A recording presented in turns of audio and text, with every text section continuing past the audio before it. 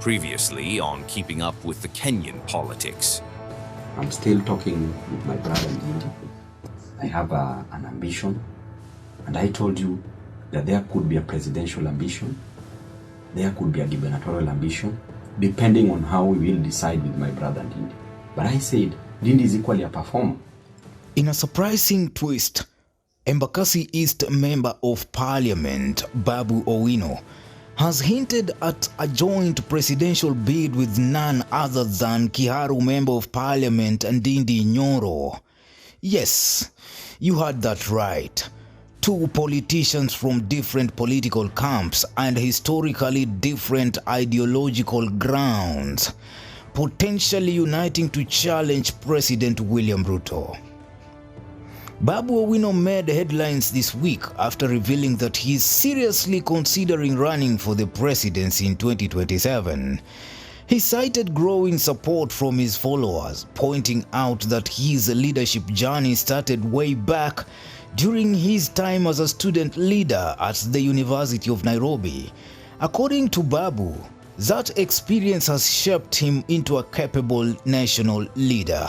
Now, when we come to issue of Ndindi Nyoro, Jeff, it is always better to ask for forgiveness than ask for permission. The time is now, and the time for the youthful leadership is now. I'm still talking with my brother Ndindi. I have an ambition, and I told you that there could be a presidential ambition, there could be a gubernatorial ambition, depending on how we will decide with my brother Ndindi. But I said, Ndindi is equally a performer. This isn't the first time Babu has expressed interest in higher office, but this time he seems more deliberate. What surprised many was his mention of Ndindi Nyoro, a once vocal supporter of President William Ruto, and recently ousted as chair of the Budget and Appropriations Committee. Despite being on opposite sides of the political aisle, Babu had this to say. Today, if we decide we go for presidency, asubuhi mapema. Wewe President Ndindi deputy. Without Mindio Rezo Ndindi akuwe deputy. Without even paying agents. Asubuhi mapema. Jeff, kwanza wewe, I'm very sure utatuvotia. Nauza, pigia kura, na upate venye unatuongezea another one. Yes. Na huyo akuwe minister wa information and communication. Jeff is a very serious person. This statement, while bold, opens a discussion about the shifting nature of Kenyan politics. Ideological lines are becoming blurrier, and strategic alliances may trump historical loyalty. Babu's comment about winning without agents is more than just confidence. It's also a signal that he believes the Kenyan youths, frustrated by the current administration, are ready for change. He's backing on popularity, performance records, and public trust. Elements often sidelined by political machinery, but increasingly crucial in modern campaigns. Everybody in this country, anybody who goes to cast a ballot is a politician. That is a political process that they are engaging in, which means that they are all politicians. So the question is, after electing a politician, what do these politicians do? Some become dealers, others become leaders. Some have a mission to destroy the nation, some have a vision to transform lives. So that is the only difference that we have. Therefore, when we elect a leader, it is better for that leader to work. And I want to encourage this generation, the Gen Zs, the millennials, to participate in the forthcoming elections in 2027, because they are the majority. They add up to 65 to 70% approximately of the Kenyan population. That means that they can produce a president among themselves. They can produce any governor to the MCA seat. So do not just participate by voting, but also participate by going for these elective seats. And that is what we are going to encourage. And I always say that if you are not on the table, break them. Babu also mentioned global trends as a source of inspiration. Specifically, he referenced Burkina Faso's Ibrahim Traore, a 36-year-old soldier who became president in 2022. His point? that young leaders across the world are rising to power and changing their countries, and Kenya shouldn't be an exception. Right now as we speak, I'm spoiled for choice. My supporters are fighting day and night. Yeah. Some are saying, Babu, you have to be the president in 2027. Wah. Umesikia? Your design. Saying President. Everywhere. Unaweza? But what does your conscience tell you? Yeah. What is your inner Babu? As things are, I'm overqualified for all these positions. Overqualified. Overqualified. Okay? Yes. Me, president of the Republic of Kenya. Jeff, my age mates have been presidents. Look at Traore.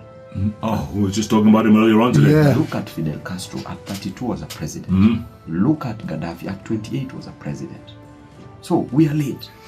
This appeal to generational change resonates with a large base of young voters in Kenya, who now make up the majority of the voting population. But perhaps the most politically charged part of his statement was his open criticism of President William Ruto.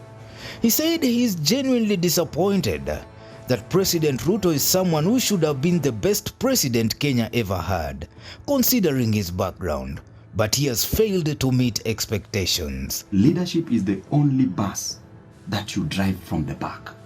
Let doctors guide you about issues about their field. Let bishops, let people who are in agriculture guide you. Do not drive this bus from the front. Let you be guided. That is why I said leaders are ignorant, because you only know who you are and what you are, but you know nothing about another field. That is where we make a mistake when it comes to our president, because he is driving the bus from the front. He is a doctor, he is an engineer, he is even a traditional medicine man, he is everything. So let this bus be driven from the back, but you be guided by the professionals.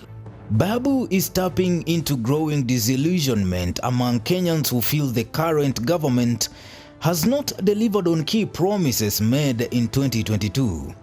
With the economy under pressure and unemployment still high, this could be a key talking point in 2027. Interestingly, Babu didn't stop at Ndindi Nyoro. He floated names of other influential figures who could be part of a broader coalition. Kalonzo Musyoka, Edwin Sifuna, James Orengo, Eugene Wamalwa, Gladys Wanga, Irungu Kang'ata, George Natembea, among others. As things are, we can see vacancies everywhere.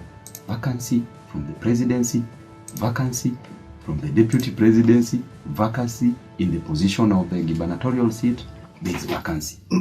Right? This wide spectrum covers multiple political bases, from traditional heavyweights to younger, performance-driven governors. It is a clear indication that Babu is thinking strategically. So what does this all mean? For President Ruto, the message is clear. The opposition, or at least alternative forces, are organizing early, and they are not following traditional patterns. For Kenyans, especially the youth, the 2027 election may present a very different kind of political contest, one where age, alliances, and policy records might matter more than party lines. What do you think about a potential Babu Owino Ndindi Nyoro ticket? Could they really work together? And more importantly, would they stand a real chance against a sitting president? Let us know. Newsroom, Maisha TV, Bushabi Jr.